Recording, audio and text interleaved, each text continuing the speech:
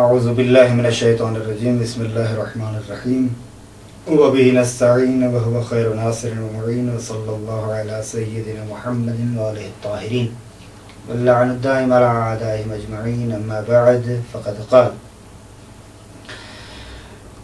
فإن قيل موجد الحوادث غنی عن غیرہ ام محتاج فالجواب غنی عن غیرہ وغیرہ مفتقر الیہ فإن قیل ما الدلیل علی ذلک۔ ہماری گفتگو اللہ تبارک و تعالیٰ کی صفات سلبیہ کے بارے میں تھی۔ ہم بحث کر چکے ہیں کہ اللہ تبارک و تعالیٰ کا کوئی شریک نہیں ہے، یہ ایک پہلی صفت تھی جو صفات سلبیہ میں، جس کو صفات جلال بھی کہا جاتا ہے۔ دوسری صفت یہ ہوئی کہ لیس بمرکب، اللہ مرکب نہیں ہے۔ ایک اور صفت ہے جس کو صفت سلبی کہا جاتا ہے، اللہ جوہر نہیں ہے، اللہ عرض نہیں ہے۔ ایک اور صفت تھی جس کو محل حوادث کے نام سے یاد کیا جا رہا تھا کہ اللہ محل حوادث نہیں ہے۔ ایک اور صفت جس کو کہتے ہیں کہ اللہ مرئی نہیں ہے، آنکھوں سے نہیں دیکھا جا سکتا اسے۔ جب اللہ کو آنکھوں سے نہیں دیکھا جا سکتا، اس کے متعلق بحث تو طولانی ہے، جس کے طولانی ہونے کے باعث ہم اس سے صرف نظر کرتے ہیں، لیکن چند مطلب بعنوان تذکر پھر دوبارہ بیان کرتے ہیں۔ دیکھیں، علامہ حلی کا بہت زبردست یہاں فرمان ہے کہ علامہ حلی نے چوتھی نمبر صفت جو ہے صفات سلبی میں سے یہی بیان کی ہے۔ انہوں نے فرمایا کہ انہ یستحیل علیہ الرؤیۃ البصریہ، محال ہے اللہ پر رؤیت بصریہ، یعنی خدا کو انہی آنکھوں کے ذریعے سے دیکھنا محال ہے۔ کہتے ہیں کیوں؟ لأن كل مرئی فهو ذو جہة، اس لیے کہ ہر وہ چیز جس سے دیکھا جائے، مرئی اس مفعول کا صیغہ ہے، جسے دیکھا جائے، ہر وہ چیز جسے دیکھا جائے فهو ذو جہة، وہ جہت میں ہوتی ہے، وہ صاحب جہت ہوتی ہے۔ کیوں؟ لأنه اما مقابل، یا مقابل میں ہے یا حکم مقابل میں، او فی حکم المقابل بالضرورہ۔ نتیجہ کیا ہوگا؟ فیکون جسما، یعنی اللہ اگر آنکھوں سے دیکھا جائے تو سامنے ہونا لازم آتا ہے، یا سامنے ہونے کے حکم میں لازم آتا ہے، جس کا نتیجہ یہ کہ اللہ جسم ہے، وہ محالن، اور یہ ثابت کر چکے ہیں کہ اللہ جسم و جسمانیت سے پاک ہے، پاکیزہ ہے۔ لیس بجسم ولا جوہر ولا عرض کی بات بیان کر چکے ہیں۔ اور اللہ کا یہ فرمان حضرت موسیٰ علیہ السلام کو کہ لن ترانی یا موسیٰ، اور لن جو ہے یہ نفی ابدی کے لیے ہے، جس طرح کے ادبی کتابوں میں بیان ہو چکا ہے۔ آپ شرح عوامل جرجانی میں بھی اس مسئلے کو دیکھیں گے۔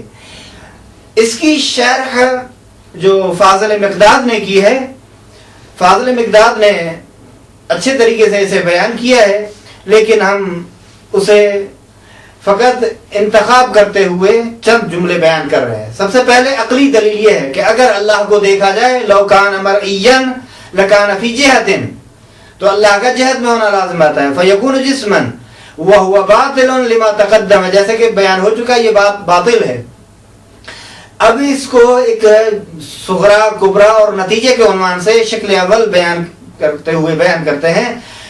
ان کل مرئی فہو اما مقابل او فی حکم المقابل، ہر وہ چیز جسے دیکھا جائے یا وہ مقابل میں ہوتی ہے، سامنے ہوتی ہے، یا حکم سامنے میں ہوتی ہے۔ کالصورہ فی المرآہ، جس طرح آئینے میں شکل اور صورت کا دیکھنا۔ وذالک ضروری، کہتے ہیں یہ چیز بدیہی ہے، واضح ہے۔ وکل مقابل او فی حکمہ فہو فی جہت، ہر وہ چیز جو سامنے ہو، مقابل میں ہو یا حکم مقابل میں ہو، یقیناً وہ جہت میں ہوتی ہے۔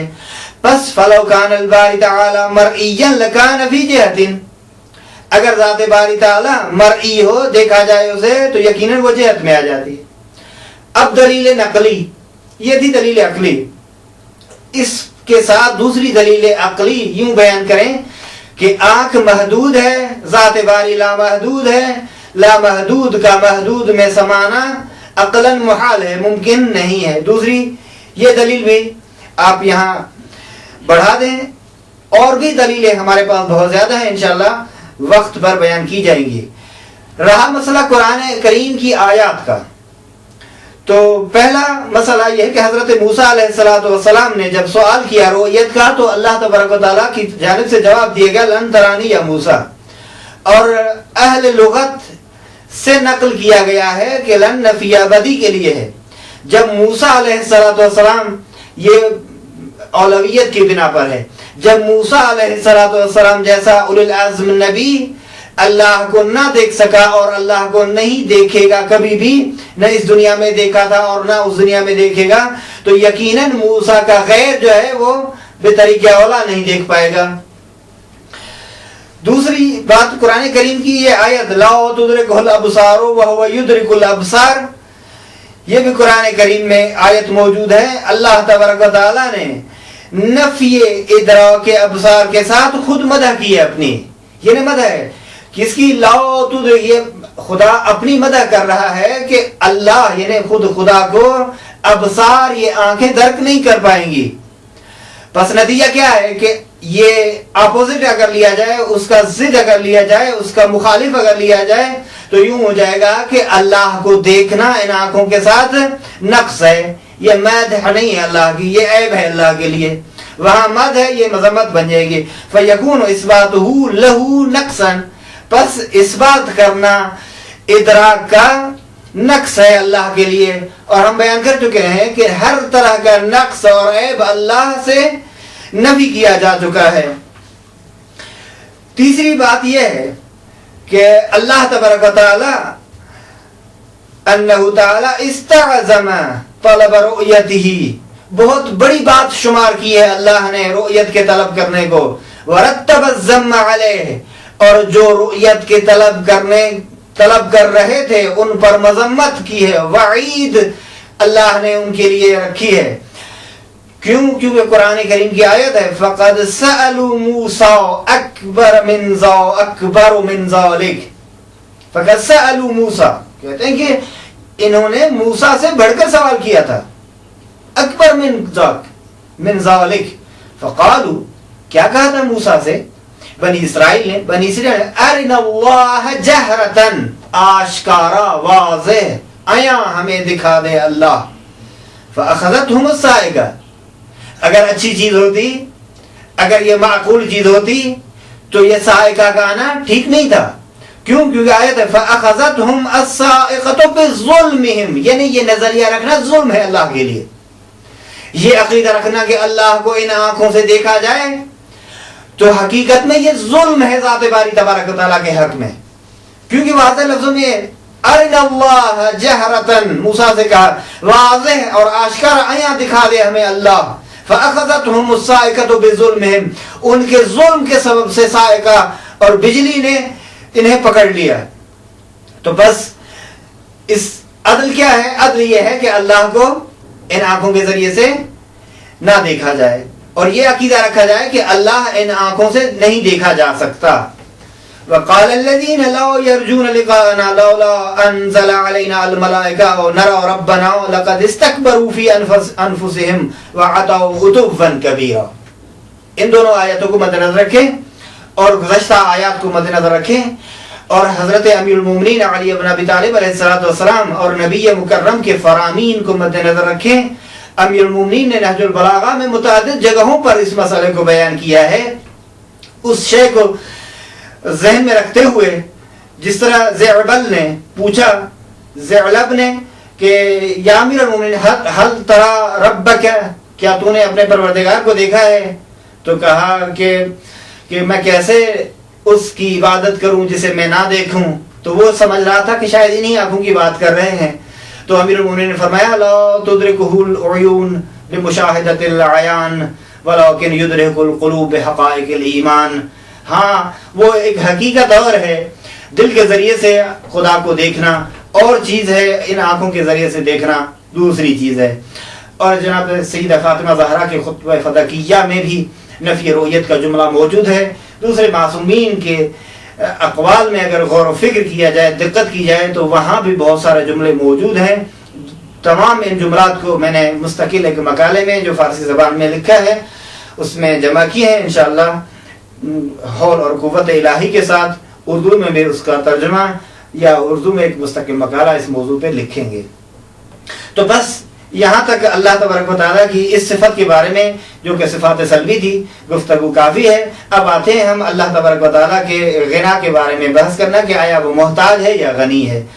سوال یہ کیا گیا تھا کہ اللہ محتاج ہے یا غنی ہے, تو ظاہر سی بات ہے جواب مصنف کی طرف سے یہی تھا کہ غنی عن غیرہ, اللہ اپنے سوا تمام سے غنی ہے, یعنی کسی کا بھی محتاج نہیں ہے. وہ غنی محض ہے, غنی مطلق ہے. وغیرہ مفتقر الیہ, اور اللہ کا غیر جو ہے وہ اللہ کی جانب محتاج ہے. بس اللہ کے علاوہ جتنی بھی مخلوق ہے وہ تمام کی تمام مخلوق, چاہے وہ اشرف المخلوق ہی کیوں نہ ہو, چاہے وہ نبی مکرم صلی اللہ علیہ وآلہ وسلم ہی کیوں نہ ہو, وہ اپنے وجود میں, اپنے علم میں, دوسری چیزوں میں اللہ کے محتاج ہیں. اللہ نے اسے علم دیا, اللہ نے اسے نبوت عطا کی, اللہ نے اسے خاتم النبیین بنایا, اللہ نے اسی کے لیے اپنے جانشین مقرر کیے. لذا توحید حقیقی تو یہی ہے کہ جو اللہ کہے اسی کی بات مانو. بس اللہ کہہ رہا ہے کہ یہ میرا نبی ہے اور اس نے معجزہ دکھلایا, ہم نے مان لیا. اللہ کہہ رہا ہے کہ اسے خاتم النبیین مانو, ہم نے مان لیا. عقلی دلائل بھی اسی کی تائید کر رہے ہیں. اور اللہ نے کہا کہ امیر المومنین علی بن ابی طالب میرا خلیفہ ہے, میرے رسول کا جانشین ہے, خلیفہ ہے, تو ہم نے مان لیا اسی بات کو. اور حقیقی توحید تو یہی ہے, یعنی اللہ تبارک و تعالی کہ فرامین کو ماننا, اللہ کی ماننا, حقیقت میں توحید کو ماننا ہے. تو بس اللہ غنی ہے, کسی کا محتاج نہیں ہے. اب یہ دلیل کی بات ہے کہ کیا دلیل ہے آپ کے پاس کہ مد دلیل علی ذلک کہ اللہ غنی ہے, کسی کا محتاج نہیں ہے. فالجواب الدلیل علی ذلک انہ واجب الوجود لذاتہ, یعنی دلیل یہ ہے کہ اللہ واجب الوجود لذاتہ ہے, وغیرہ ممکن الوجود لذاتہ, اور اللہ کے علاوہ جتنی بھی مخلوق ہے وہ ممکن الوجود لذاتہ ہے. بس وجوب وجودہ یقتضی استغناءہ عن غیرہ, بس اللہ کا واجب الوجود ہونا اقتضا کر رہا ہے, اس کو چاہتا ہے, یہی حقیقت بیان کر رہا ہے کہ اللہ محتاجی سے بے نیاز ہے, اللہ میں احتیاج نہیں ہے, وہ غیر کا محتاج نہیں ہے. عبارت کو غور سے دیکھیے گا, فوجوب وجودہ, اس کے وجود کا واجب ہونا, یعنی واجب الوجود لذات ہی ہونا اللہ کا, یقتضی اقتضا کر رہا ہے, استغناءہ اس کے بے نیاز ہونے کا, عن غیرہ غیر سے, وامکان غیرہ اور اللہ کے سوا دوسروں کا ممکن الوجود ہونا, ان کا امکان اقتضا کر رہا ہے, افتقارہ الیہ کہ تمام کے تمام محتاج ہوں ذات باری تبارک و تعالیٰ کی جانب. بس یہاں جب بحث اس غنی کی ہوئی تو صحیح یہ ہے کہ بحث غنا کو ان تمام صفات سے پہلے ثابت کیا جائے, اور اس کے بعد یہ کہا جائے کہ اللہ غنی یہ محض ہے. جب غنی یہ محض ہے تو احتیاج نفی ہو جائے گی, جب احتیاج نفی ہو جائے گی تو بہت ساری اور صفات سلبیہ اسی پر ڈیپینڈ کرتی ہیں, تو لذا بہتر یہ ہے. لیکن بزرگان اور علماء نے اس بحث غنی کو ایک ہی مطلب کے ساتھ بیان کرنے, یعنی وہ غنی ہے, محتاج نہیں ہے. محتاج نہیں ہے یہ صفات سلبیہ ہے, اور غنی ہے یہ صفات, یہ سلبیہ نہیں ہے بلکہ یہ صفات ثبوتیہ میں سے ہے, اور یہ صفت بھی صفت ذات میں سے ہے, صفت فعل نہیں ہے. اور اسی مسئلے کو علامہ حلی نے بہت ہی زبردست طریقے سے بیان فرمایا ہے. علامہ حلی اس مسئلے کو یوں بیان فرماتے ہیں کہ الصفۃ السابعہ انہ تعالی غنی لیس بمحتاج, وہ غنی ہے محتاج نہیں ہے. انہ تعالی غنی لیس بمحتاج, کیوں؟ لان وجوب وجودہ دون غیرہ یقتضی استغناؤہ عنہ و افتقار غیرہ لہ. بعینہ وہی عبارت ہے جو وہاں مرحوم مصنف نے بیان کی. اسی کی وضاحت کرتے ہوئے شارح کہتے ہیں کہ من صفات ہی السلبیہ کونہ لیس بمحتاج الی غیرہ مطلقا, نہ ذات میں محتاج ہے نہ صفات میں محتاج ہے. کیوں؟ کیونکہ ذات باری واجب الوجود ہے, اور خود واجب الوجود اقتضا کر رہا ہے کہ وہ محتاج نہ ہو کسی کا بھی مطلق نزاعت میں نہ. کہتے ہیں کہ اگر اس کو محتاج فرض کیا جائے تو لازم آتی ہے، اور اللہ تبارک و تعالیٰ میں کسی طرح کی احتیاج نہیں ہے. وصلی اللہ علیہ